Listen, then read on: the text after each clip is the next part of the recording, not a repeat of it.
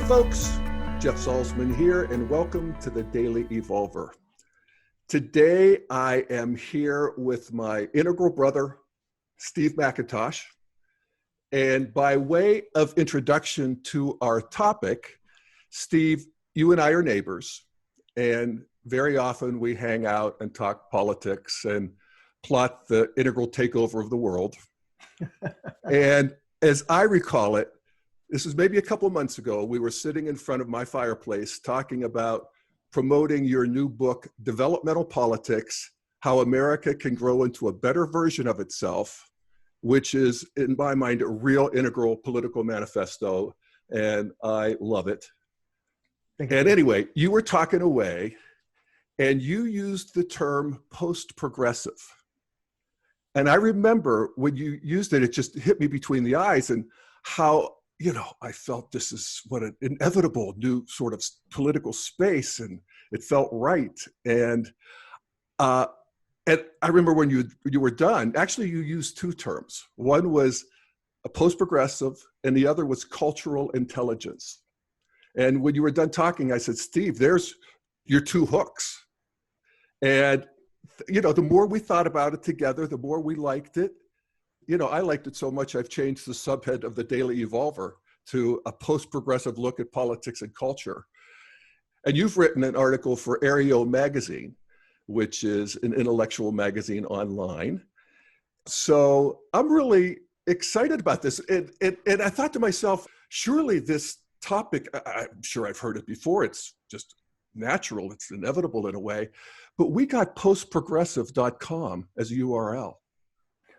I mean, I can't believe that. So anyway, maybe it is new territory. So why don't you start by just explaining what you're talking about and maybe some of the points you hit in the Aereo magazine article. Sure. Well, I've identified politically as a progressive all my life, really, ever since I cast my first vote for Jimmy Carter in 1980.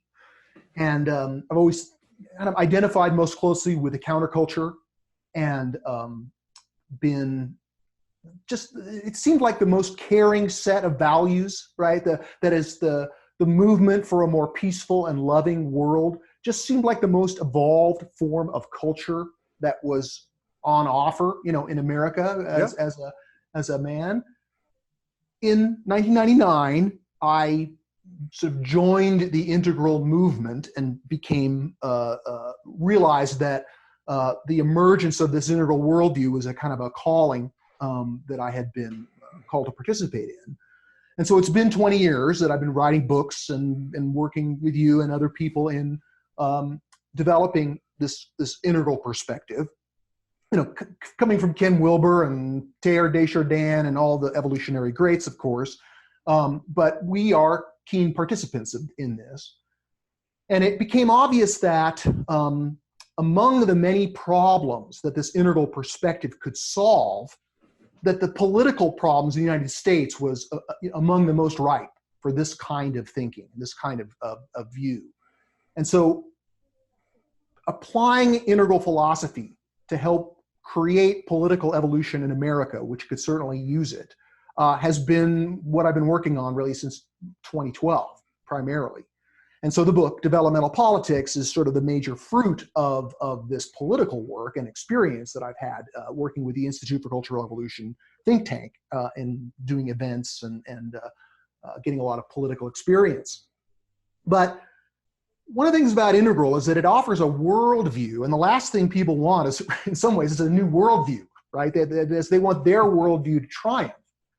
So thinking of ways that this perspective can be framed so that it can do work, one of the things that we've touched on are synonyms for this integral worldview, right? For a while, we used the term postmodern, which describes it culturally, kind of what it is, but of course it's a highly unwieldy term. And the term post-progressive, that has a little bit more bite to it. It's a little bit more polemical. So it's important to say up front that by embracing this label of post-progressive in the political perspective that you and I are offering, we're not leaving the left like the podcaster Dave Rubin has declared. I used to be a progressive, but now, I can't stand it. I don't think that's what we're about at all. Indeed, we want to make the progressive political goals more effective. We want to help progressives achieve the more caring and loving world that they seek, but we want to do it in a way that is focused on overcoming progressivism's shortcomings, its pathologies. Yeah. So post-progressivism at its best, if we're getting it right, it's transcending and including progressivism as a cultural and political outlook. And it does this, as you mentioned, through a kind of a method which we're labeling cultural intelligence. Yes. And so cultural intelligence is another word for integral consciousness. It plays upon the popularity of emotional intelligence. So we don't want to be too marketing oriented or too gimmicky. But like you said, we do want to create terms that can give this political perspective some legs.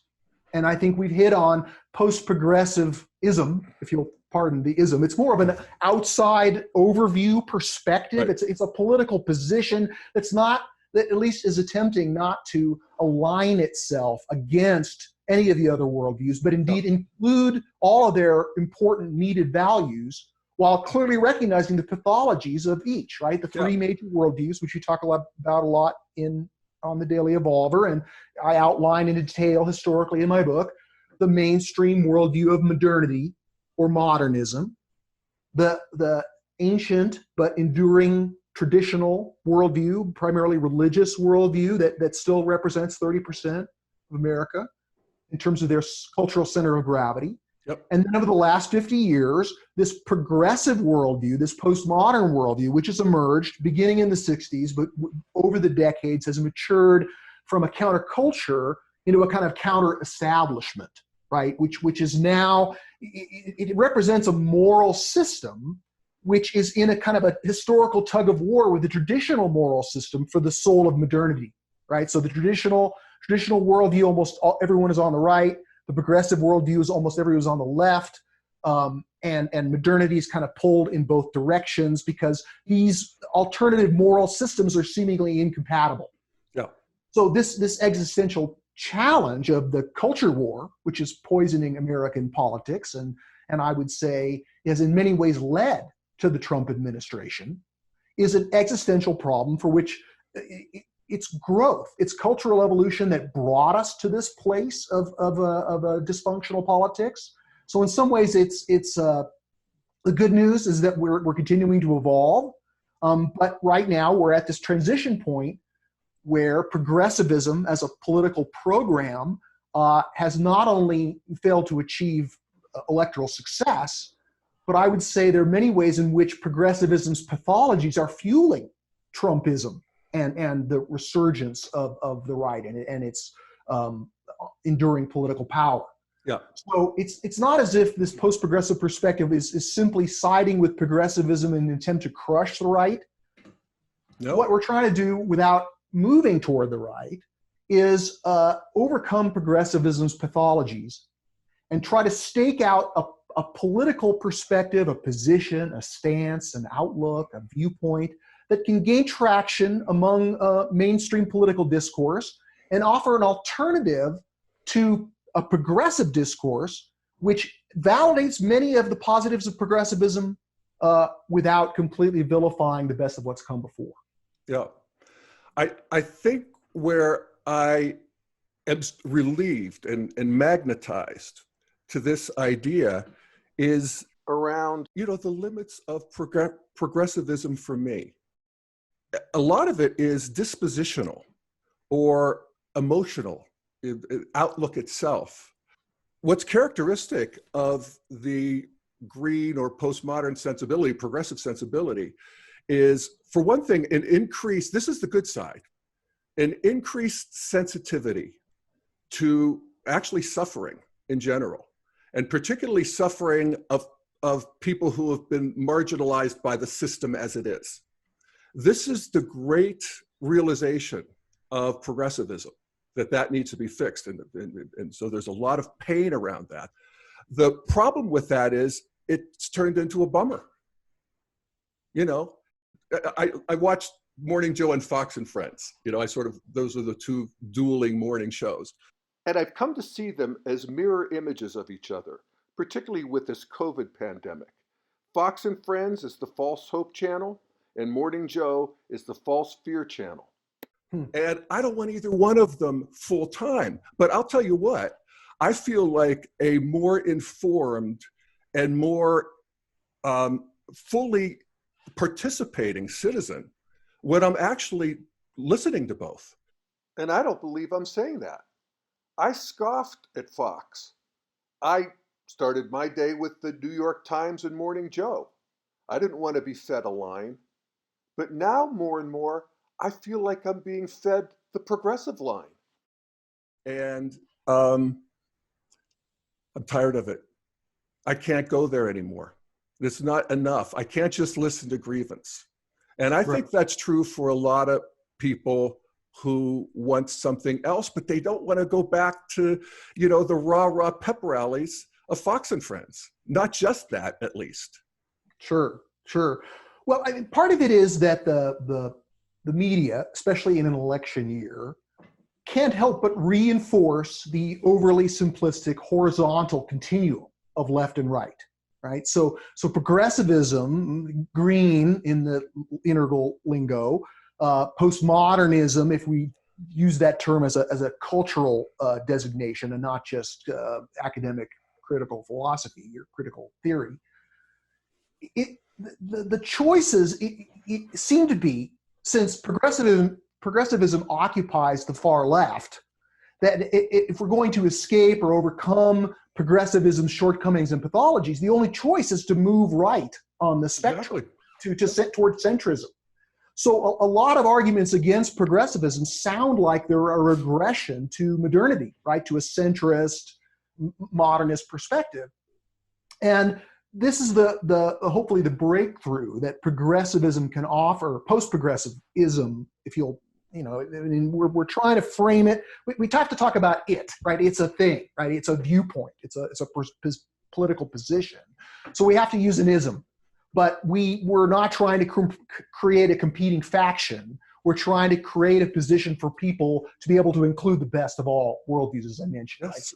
Right? So post-progressive takes this horizontal continuum of left and right and turns it upright. So we get a vertical dimension of normative growth.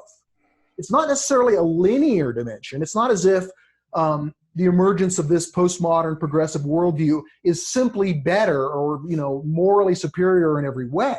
The course of development of cultural value frames or structures is dialectical. So it kind of moves back and forth, partially horizontally, partially in a spiral. I mean, we don't have to get too geometrical about it. But the point is that this post-progressive perspective is outside and above. Right? It can do what progressivism can't. It can see progressivism's own shortcomings while at the same time recognizing how important and necessary it is for our further cultural evolution. Right? So progressivism provides a extremely needed, urgent check on the pathologies and negative externalities of modernity and on the outmoded moral sensibilities of traditionalism. Right? So postmodernism emerged for evolutionarily necessary reasons. And again, you and I have had great affinity with it throughout our lives. But we can now see from this perspective, now that we get some verticality in our perspective, we can see how the next step beyond the antithesis, right, the negation of modernity is to reinclude all three. And that's where this method of cultural intelligence comes in. Yeah. Right? So cultural intelligence is the ability to recognize these cultural structures, to take an overview perspective on American culture. So indeed, it applies to the culture of the developed world, but for purposes of political management, we're just talking about America for the moment. And this vertical perspective can see around every worldview. Right? Instead of just seeing the downsides, from within any one of these worldviews, it's the downsides, as you mentioned, that are most evident because they're the most threatening. And and from within, it's the upsides that kind of obscure the downsides, right? Because you're a partisan of your position, and the downsides are sort of maybe, you can't ignore them sometimes, but in general, you're willing to accept them or gloss over them. And so this post-progressive political perspective can see around each worldview, clearly seeing the good and the bad of each as the first step. And then the next step is this move whereby we tease apart the negatives from the positives of each worldview. So we can see how the traditional worldview clearly has negatives, right? Ethnocentrism, right? Homophobia, sexism, xenophobia. There's all kinds of negatives that are these ethnocentric legacies of a time in history when it was a warlike world, and these were life conditions. It was the leading edge for a whole long part of human history. Group solidarity, us against them, right? So that's got all kinds of antisocial tendencies, which we're still in the process of pruning away. But at the same time, there are aspects of the traditional worldview that are foundational to our civilization and need to be carried forward in a way, even as we transcend traditionalism, even as traditionalism becomes a kind of a past structure of history.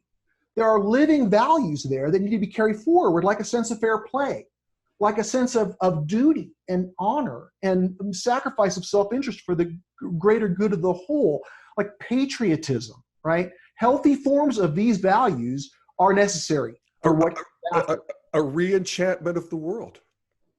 Sure. The idea that there is that there's a dimension of reality beyond time and space that is real and maybe even sees us and loves us. That I think in an integral worldview, that's reintegrated. But the ethnocentric us against them part isn't. It's like you talked about honor and self-sacrifice. At the traditional level, that's for my people. As we move that into an integral level, it's for all people. Right. And the world-centric morality that everybody counts in the world, it's not just Americans that count or Christians that count. That evolutionary achievement, which we can largely attribute to the rise of the progressive worldview, is one of the most powerful things we have to make more successful. We want to see that world-centric morality spread throughout the world. But in order to do that, we have to make progressivism more effective. And in order to do that, this post-progressive perspective can help progressivism. So just returning to this method of cultural intelligence also recognizes modernity as the great fact, right? It's created more cultural evolution than any worldview before or since. It's afforded us the great enrichment whereby we have the luxury to think about politics and philosophy and cultural evolution. I mean, modernity we take it for granted because we're like the proverbial fish, in the waters of it culturally as a historical structure. But of course, modernity is unsustainable, by itself. It's environmentally unsustainable. It's culturally unsustainable. As the rest of the world achieves a modernist lifestyle, we can't go on like that. Yeah, and it's also, if I may say, it's the worldview that disenchants the world from, God is everywhere to God is nowhere. It has to break the grip of tradition. Exactly. I mean, evolutionarily appropriate, but, it leaves people in a state of anxiety that is, new and has to be, this is part of the downside, is the, alienation, anxiety of modernity. As it breaks with traditionalism, right, it loses a connection to some, greater ideal of transcendence. Yes. Right. It's sort of achieving status and material is only satisfying to a point. So the progressive worldview, and of course, we're not talking about the term progressivism as it was used at the turn of the 20th century, right? Woodrow Wilson was considered a progressive. We want to distinguish the use of the term. We're talking about this countercultural worldviews that now become a counter-establishment. So progressivism in the 21st century is talking about this green worldview that we always talk about.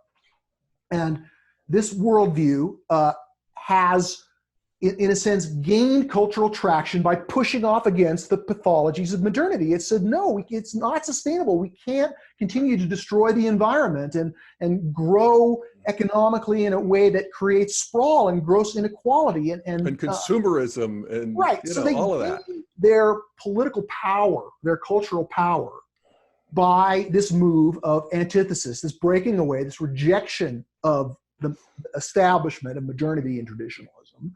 And that's an important historical move. And people have to stand in that place, right? So it's not as if people who have a progressive view and reject modernity are all wrong, or we want them to necessarily change their minds.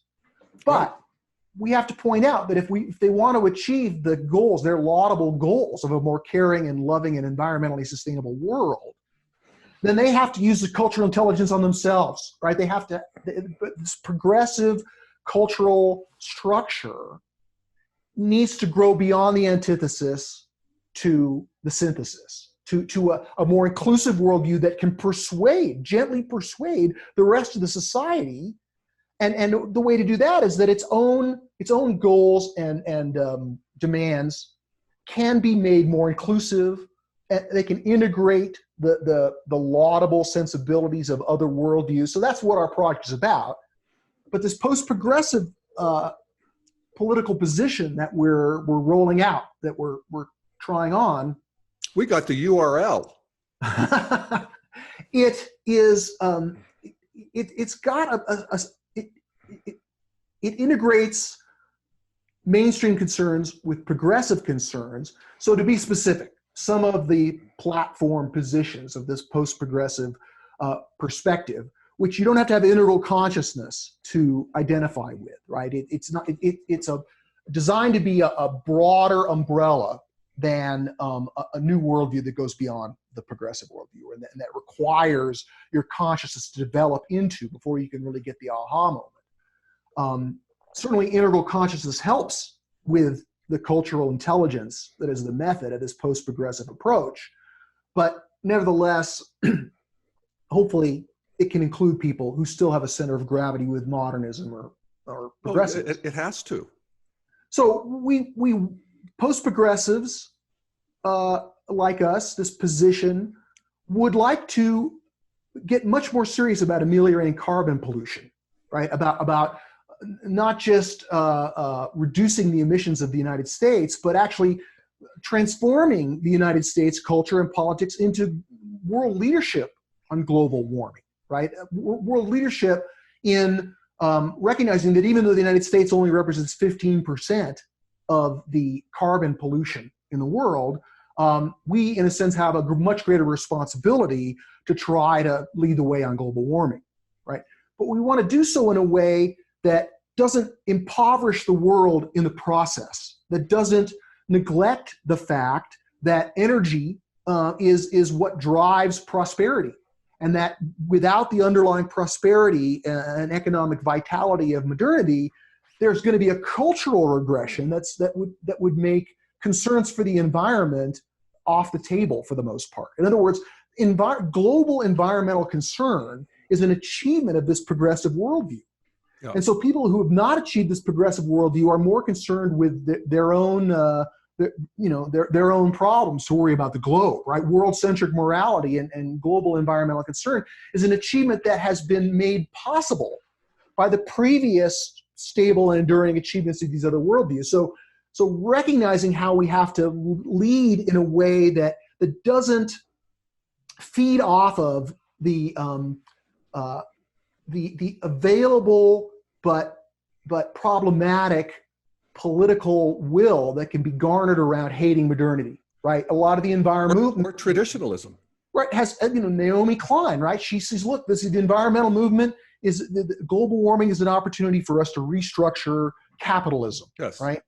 And while capitalism indeed, I was going to say that's true, but it has to come with an appreciation of capitalism and what it has brought us.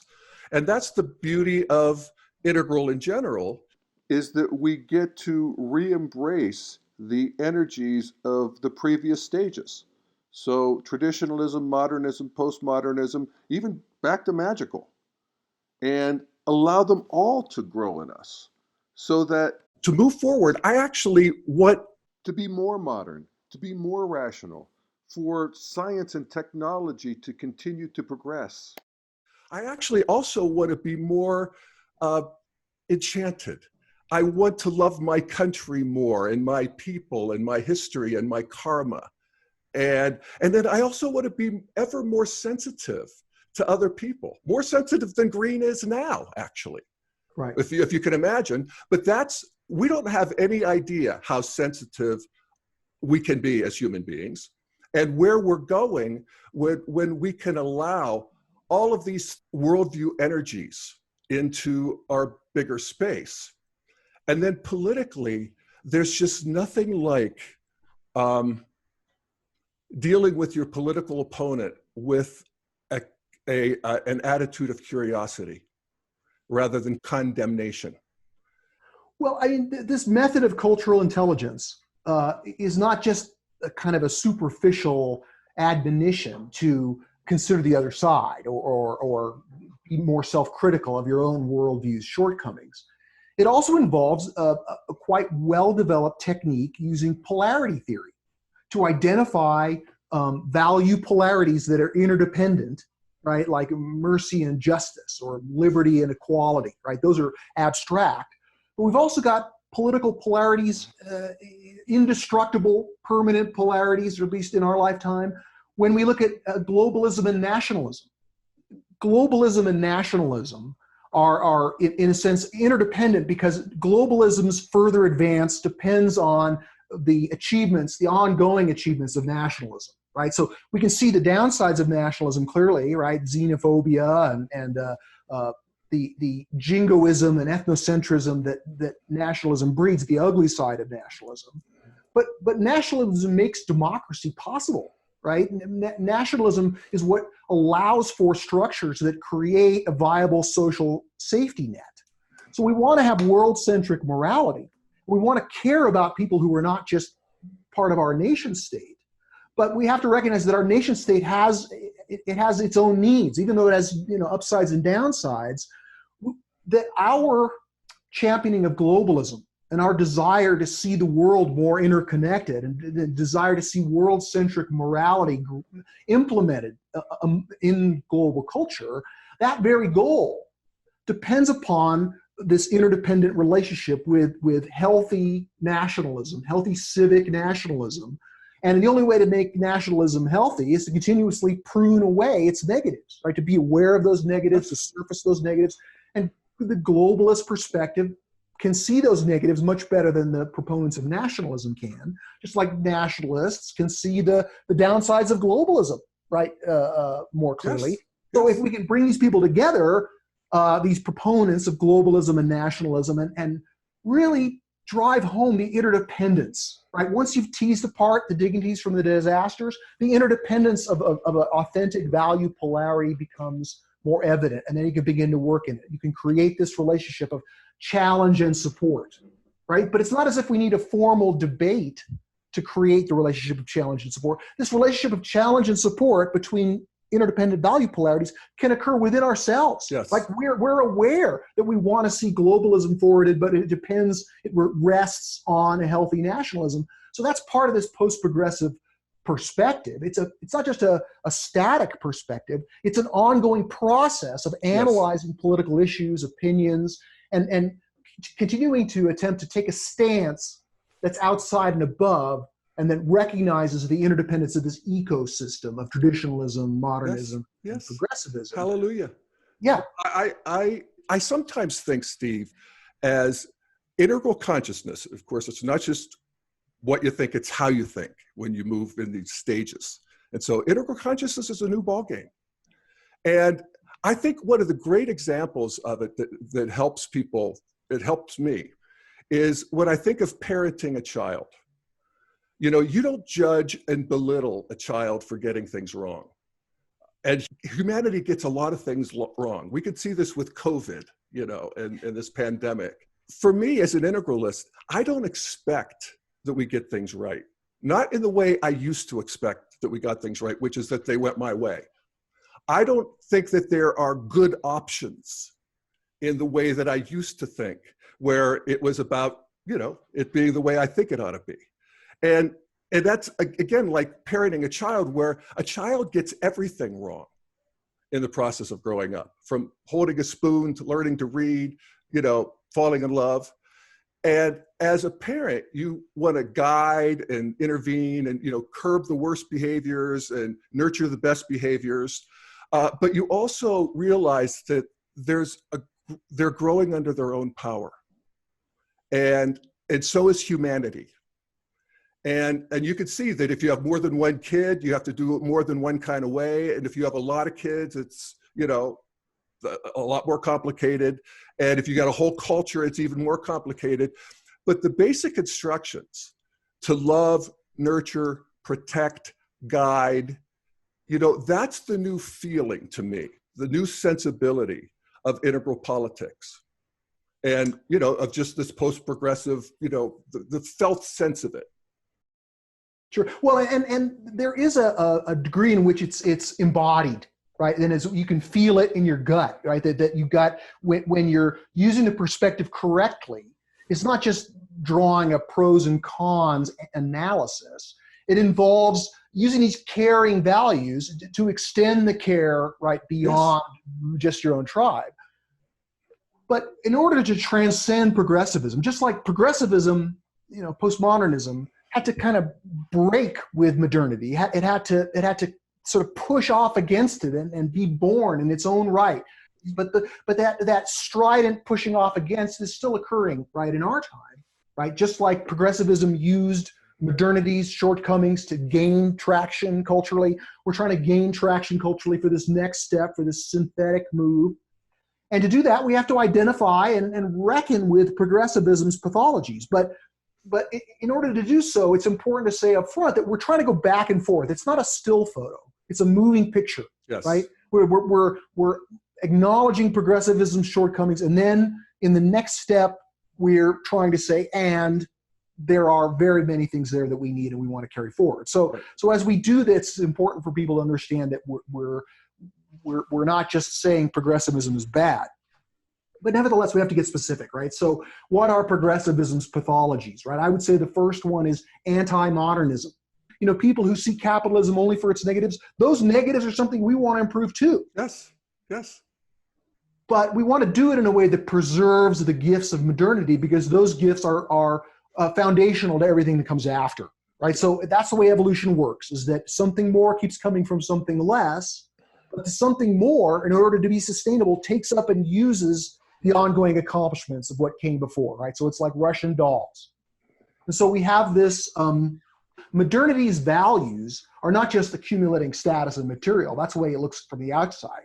Modernity's predicated on a set of liberal values, right? Freedom of speech, press, religion, assembly, due process, economic freedom, right? The sovereign political rights of the individual. These are an amazing emergence in history that are like the Cambrian explosion in cultural evolution.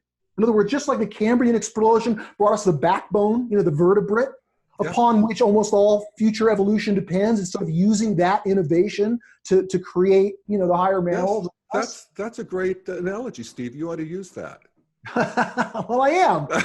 So modernity gives this citizen backbone, right? You're not just a serf.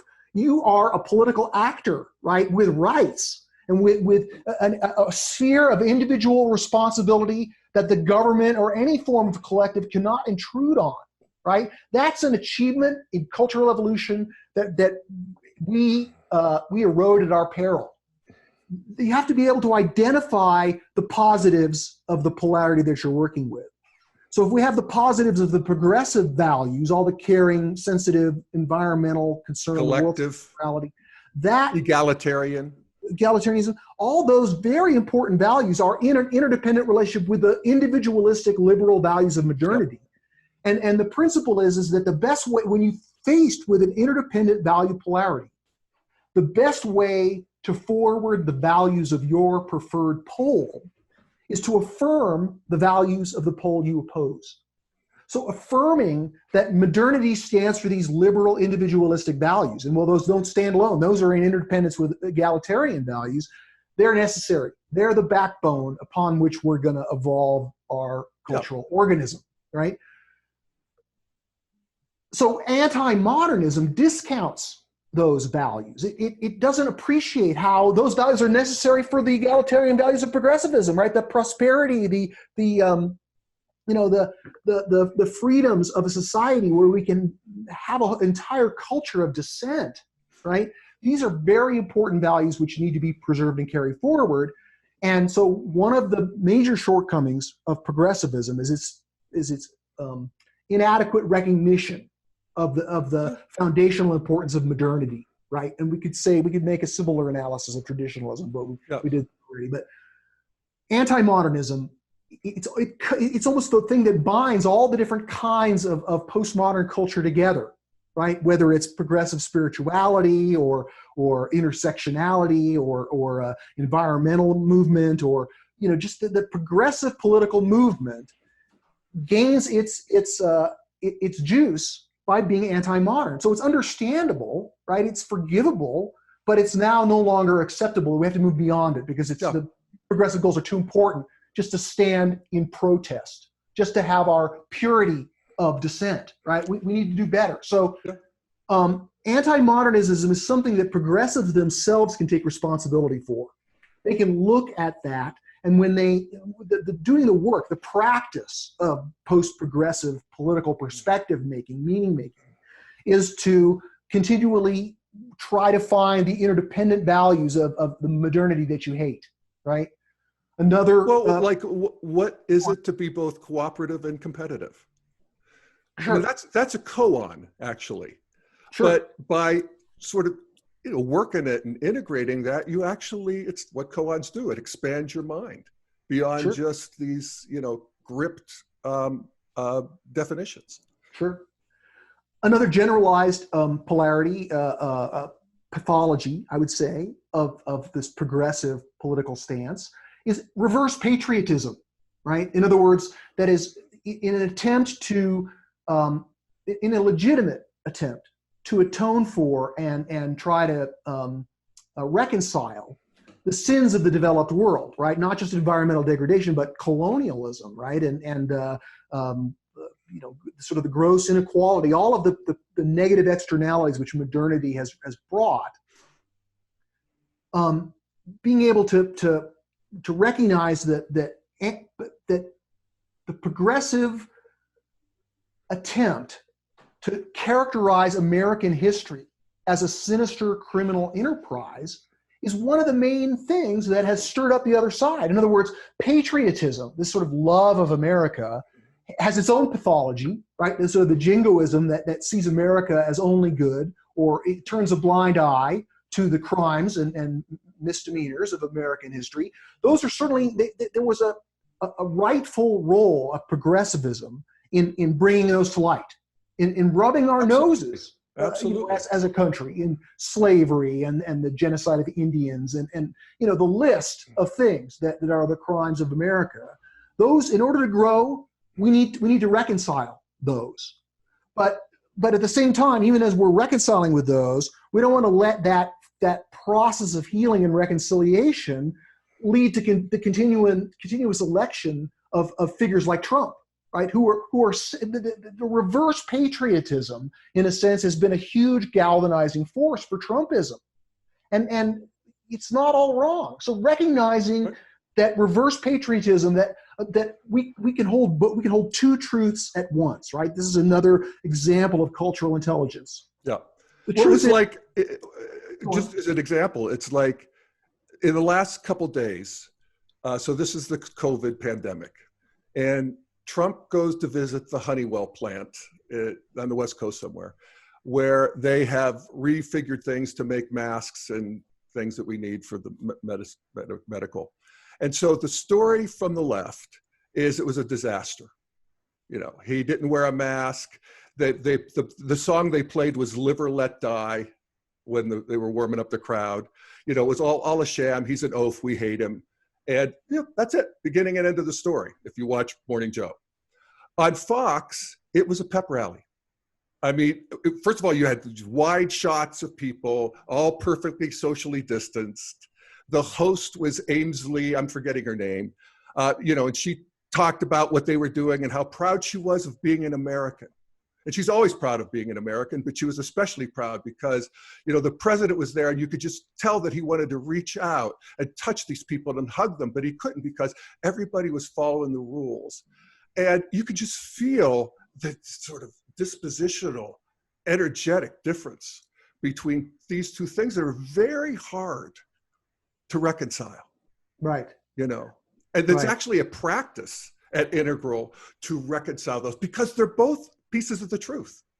Well, it takes a kind of perspectival nimbleness, if you will, a dance between acknowledging, owning, feeling the shame that goes with America's misdeeds, while at the same time feeling the pride that goes with being a proud, patriotic American, and that America is one of the greatest things that ever happened in history, right? So that doesn't mean we're going to whitewash its crimes or not be sorry for the damage that it's done, but we can't just rest in the damage because that's going to continue to lead to Trump, right? And to the empowering of the kind of patriotism which moves toward jingoism and xenophobia, right? So we need to have both. We need a healthy patriotism, and underlying that healthy patriotism is this recognition of the globalism, nationalism polarity and how that's a permanent, indestructible polarity. Mm-hmm. Recognizing that, leads to post-progressive political positions that are more nuanced, like, for example, with immigration, right? So world-centric morality says that the people who are suffering in Guatemala, that we ought to, we're partially responsible for the turmoil in Central America, right? Our foreign policy.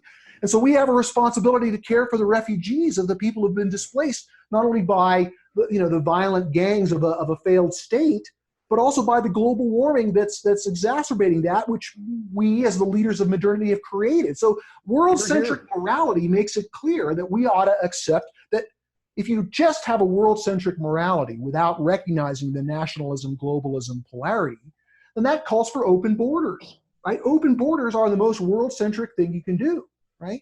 Yeah. But the trouble with open borders is that it leads to Republican victories. I mean, in other words, calls for it because it leads to bad effects. Well, sure it does. That legitimately are resisted by people, particularly who are ethnocentric.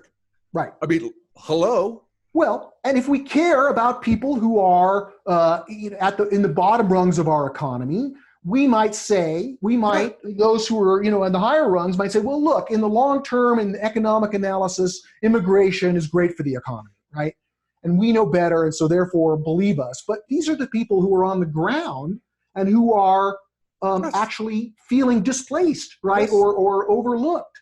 Now, I'm not saying that I necessarily agree with that, but these are people who are of good sense and good faith, many of them, who are voting their self-interest. And if we're going to be caring, then we have to acknowledge that there's some truth to that self-interest of a resistance to open borders, right? The nation state of America has achieved many things, right? We'd like to be more and more like Denmark or Norway, right? We're not there yet. But nevertheless, America stands for a lot of good things. And part of the way that it does that is it has legitimate needs as a nation. And if you're working this polarity of globalism and nationalism, you're able to recognize those needs and do so in a way that doesn't just embrace open borders because that's the most pure expression of world-centric morality, right? So an immigration system that starts with these value positions acknowledged with a duty to integrate, right? That's the kind of starting point by which a negotiation of a fairer and more politically acceptable immigration system, that's what it would be based on. Yeah, well, even if we use basic integral theory from Claire Graves, all the first tier memes are monoperspectival. They think their way is the only way. So traditionalism, God and country, modernism, which is globalism, postmodernism, which is multiculturalism, they're all really identified with those things. And from an integral perspective, we could see them and without being gripped by them and, see the benefits of all of them. And even the parts that where they hate each other.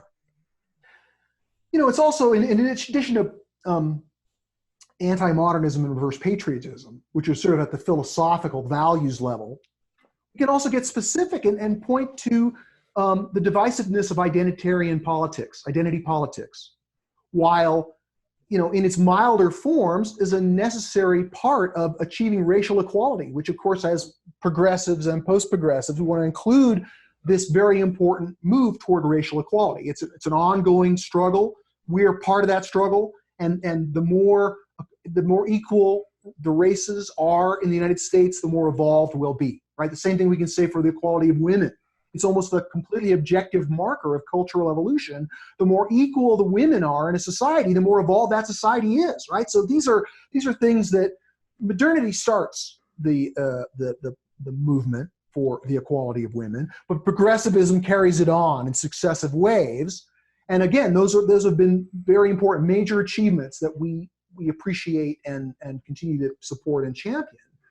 But the identity politics that needs to other, right, the mainstream, other white people, other men, right, that is a dangerous. It's potent because, like all us and them narratives, it can gain traction quickly, right? It's like a junk food for politics, red meat, right? Because it galvanizes people, right? As soon as you've got another, their instincts, their ethnocentric instincts are awakened at a progressive level, right? There's a partial regression, a subtle regression to ethnocentrism that's basically tribalism even. Yeah. It's implicated in identity politics. It's self-defeating because it doesn't have its own limiting principle. In other words, one of the major downsides of progressivism is that it's not self-critical adequately, and it doesn't understand the limits of its own programs, right? So diversity might be another one, right? Related to identity politics. Diversity is an extremely important goal. Right, the more diverse a society is, to a degree, the more evolved it is. So it's another very important transcendent goal of creating diversity in our culture that we can affirm and stand by. We can also see how the goal of diversity it can colonize all other goals. Right, so some people I know are they're putting on a conference, they're creating panels. Right, they want the panels are very important issues. But rather than getting, the most informed and knowledgeable and insightful people on those panels to talk about the particular issue that the panel is focused on, their main value in the whole enterprise is to create diversity. Make sure that there's a variety of skin colors and that the panel is at the very least equal male and female, or preferably more female than male. And sometimes, I know that, and I know that's true.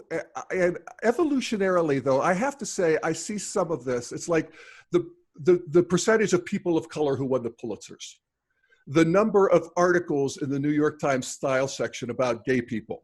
I mean, it's just, you'd think that half the people are gay in the country if you look at the style section or entertainment section of the New York Times.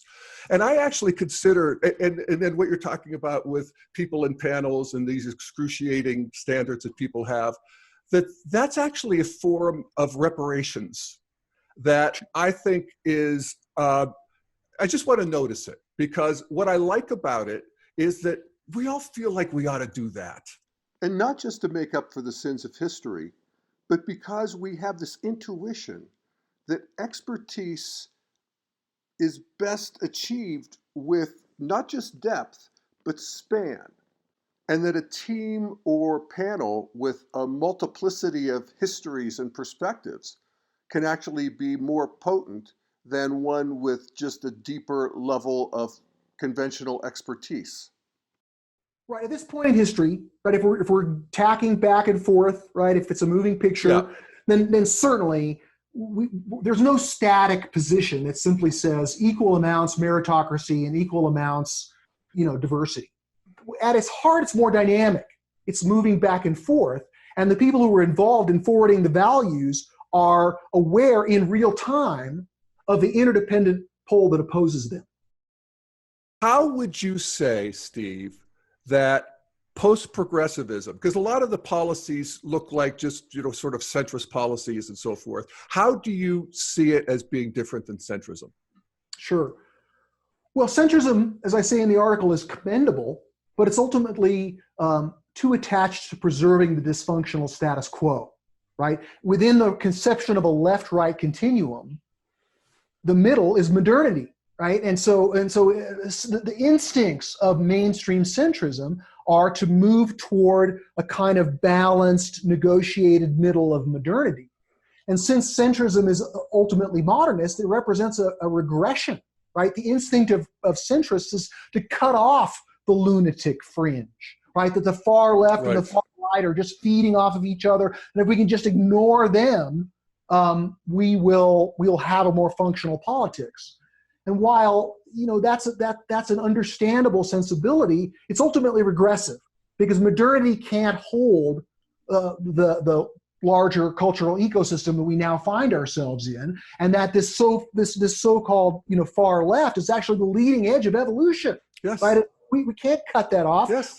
Embrace that and indeed go further. Yes. And while certainly the far right is the most ugly form of politics we can imagine, there are people who the left might try to label as far right who are merely standing for traditional values, which are foundational, right? So teasing apart the dignities from the disasters of the far left, and I won't say the far right, but at least traditionalists, that's a very important role that centrism is not equipped to do because its sensibilities are inherently modernist, right?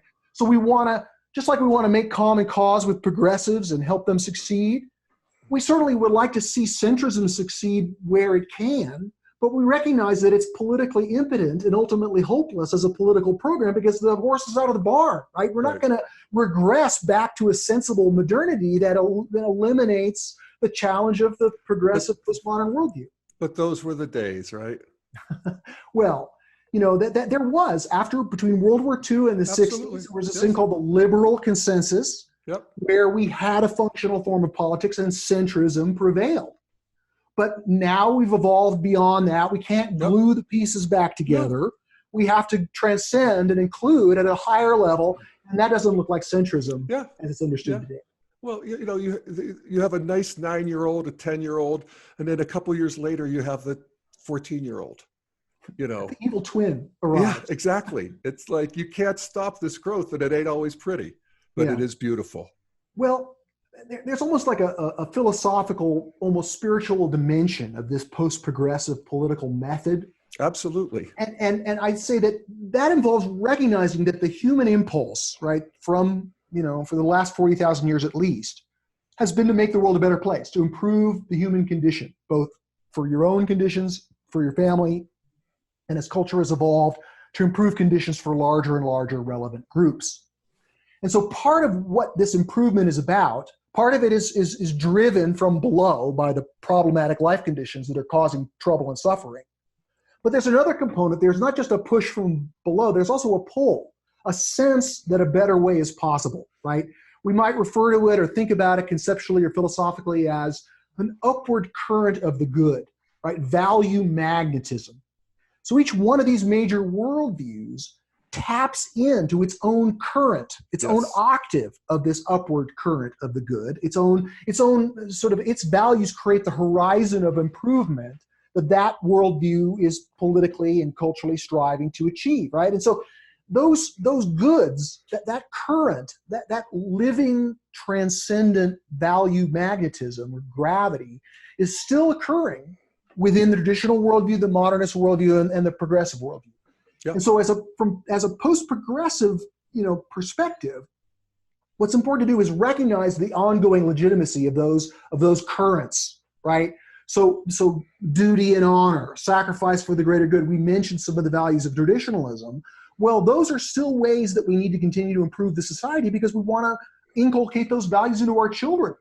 I mean, and not just in a personal parental setting, but in a larger social norming discourse, wherein those values are not taken for granted, that there's still a sense of fair play, still a sense of honesty and duty, that whatever the other transcendent callings of modernity or progressivism is, that if they violate fair play, if they're dishonest, then they're going off track with their own upward currents, right? So well, I know, but the traditionalists love Trump. Yes, they do. And they do so because they see their culture being dissolved, right? So Don Beck's famous for the saying that green dissolves blue, right, in the spiral dynamics colors, meaning that this progressive culture dissolves, given the chance, would eliminate, extirpate, right? That's right. The traditionalism in all its forms, root it out. It's a mythic fairy tale. It's an ethnocentric oppression, right? There's a bunch It's of just corn bad. pone. And indeed, those pathologies do need to be rooted out. I just think it's, the job-dropping nature of evolution, the constant surprise of evolution, that these traditionalists that indeed do deeply hold those values you're talking about have chosen a con man to be their champion. So a post-progressive perspective can see that Trump is reprehensible, and that in some ways he's the poster boy for the perfect bully, right? For this liberal establishment, right? And so we don't have to have sympathy for Trump to have sympathy for the millions of people of good sense and good faith that sent Trump to torment us because they felt like they needed a tough guy because their culture was being dissolved and disrespected. And so until we find a way to respect their culture and include them in our transcendence, they're going to keep sending us. You want more Trump? That's how you get more Trump. Now, we could rely on the politics of demographic destiny to wait for, but somehow traditionalism is annoyingly persistent, right? And so recognizing, to have sympathy, not for Trump, but for the people who voted for Trump, that involves understanding the upward current of the good that they're trying to tap into forward, right? Likewise with modernity, this idea of freedom and self-determination and not just political sovereignty, but economic sovereignty. Like you're not just a wage slave. It gives you the opportunity to be entrepreneurial like you and I both have. And it gives us independence, right? We have freedom that's brought about by this, freedom of not just thought, but freedom of taking a vacation, or freedom of taking a sabbatical, or freedom of writing philosophy books or doing podcasts that we wouldn't have to do. We wouldn't have that freedom if we were still, modern day serfs, right? Working, in a way that exhausted us after 50 hours a week of working for somebody else. So that freedom, the sphere of individual empowerment and sovereignty is very much an authentic upward current of the good that modernity strives for, and that a post-progressive perspective can see in ways that a progressive perspective can't. Right. What progressivism sees is that what you just talked about with this entrepreneurial and our freedom, there are some people who are shut out of that. Right. Through no fault of their own. Right. And they have to be taken into account too. And so there's this new thing from progressives that we need some sense of equality of outcomes. I don't know how that works with equality of opportunity. It does. They seem to be polarities. But at Integral, we have to take both of those into account. Right. Because we don't want people left behind in a way that, even if they're sort of just incapable, and this is a struggle for me, because there's some people who they can't do it. They just can't work in this world somehow. Right. The idea that everybody should just learn to code, right? Or become entrepreneurs. Yes, or move to where the jobs are. It's mean. Right. Yeah, it's not enough. Right. So clearly, the modernity, like I said, it's not only unsustainable, but it's crying out for improvement because there's all kinds of gross unfairness that's not tolerable, right? But if we were to eliminate the backbone that it brings, the freedom and individual empowerment that it brings, then we're going to all go back to being serfs, right? So the road to serfdom. Yeah, by Hayek. Yeah. So but then there's also this upward current that's tapped into by progressivism, and it's very important that we recognize that, right? So the goals of transcendence that progressivism has adopted, are founded on the notion of equality, right? So modernity is very much about liberty. Postmodernity is very much about equality. And we can clearly see that those are an interdependent polarity, liberty and equality. Because if you have complete liberty, it's going to be a nightmare of inequality. Or if you try to create a complete equality of outcome, then you're going to have to stifle liberty. So we need a relationship of challenge and support between the upward current of liberty and the upward current of equality. And that can be applied self-similarly, both in every little issue position and at a macro scale across the society. So the upward current of the good for progressives is very much about achieving equality for women, achieving equality for those who've been marginalized and oppressed, achieving equality for racial minorities.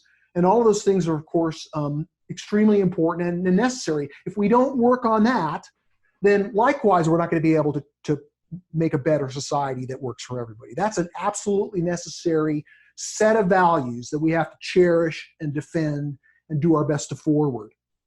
But we can see that those values, even though they're gaining culturally daily, right? That is the election of Trump has in some ways empowered postmodernism, the progressive worldview. It's given it new power and impetus because the threat that it arises to address has become so much more evident and indeed dire. And so, as our theory predicts, right, as a worldview comes into maturity, the more it achieves what it sets out to achieve, the more its pathologies become evident, the more its downsides and its limitations come to the fore.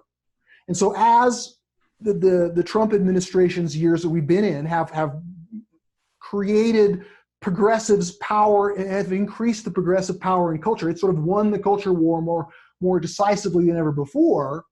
It's also exposed these shortcomings and pathologies of progressivism ever before, which again strengthens the right. And so we're in this the stuck polarity of hyperpolarization, which is making America dysfunctional and which Trumpism feeds off of, right?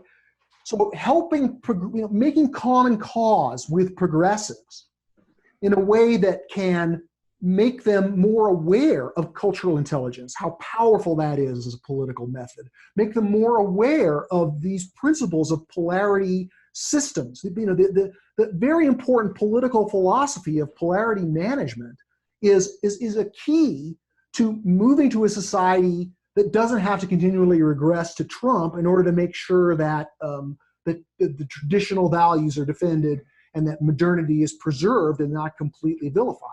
Yeah. So this is an important goal of this post-progressive political perspective, and hopefully we can frame it in terms that can succeed in a way that previous attempts to champion integral politics have failed. Yeah. Right.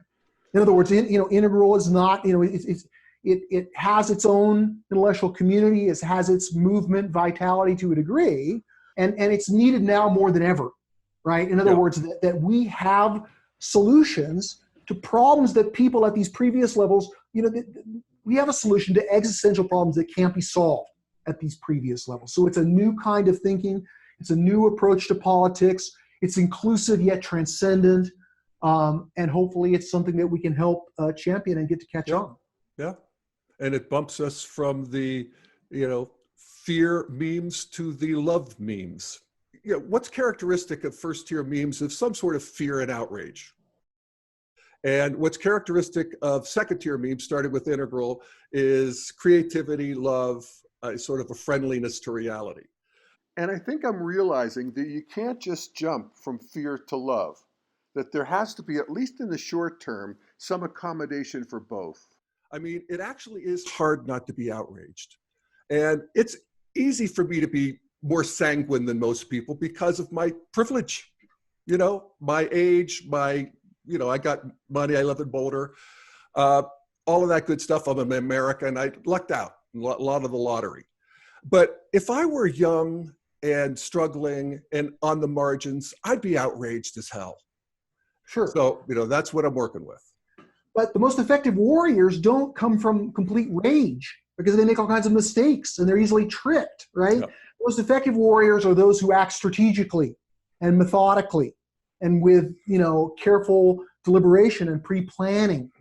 And cultural intelligence and this method of understanding the dynamics of values in politics is the kind of strategy that can harness the righteous outrage and turn it into something that can create political evolution, permanent, sustainable political evolution.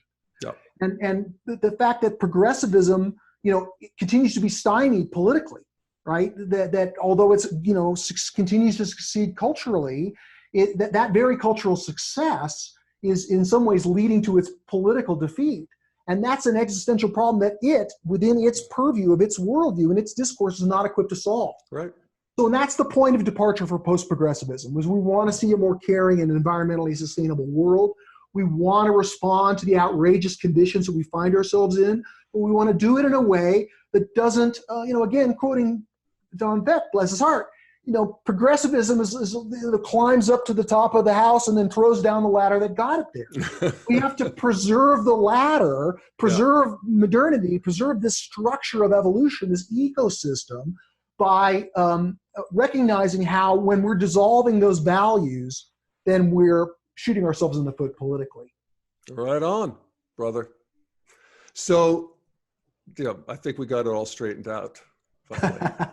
Well, at least for the beginning. I mean, what can people do, right? They can respond to the meme of post-progressive by talking about it, by sharing some of the emerging media that's around that, like my Aereo article that's just come out, like my book, Developmental Politics, like the Daily Evolver podcast, like Wilbur's book, Trump in a Post-Truth World, like all of the emerging tropes toward what we can now characterize and label as a post-progressive form of politics that can transcend progressivism while including all of its important and laudable political goals.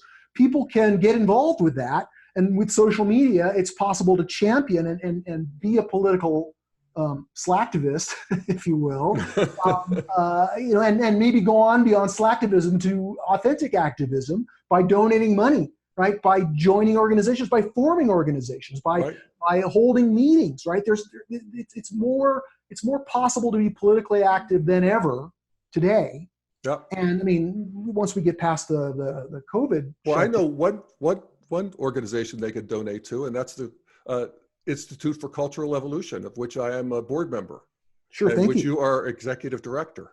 Yes, you could become a sustaining member of the Institute for Cultural Evolution for a $15 donation.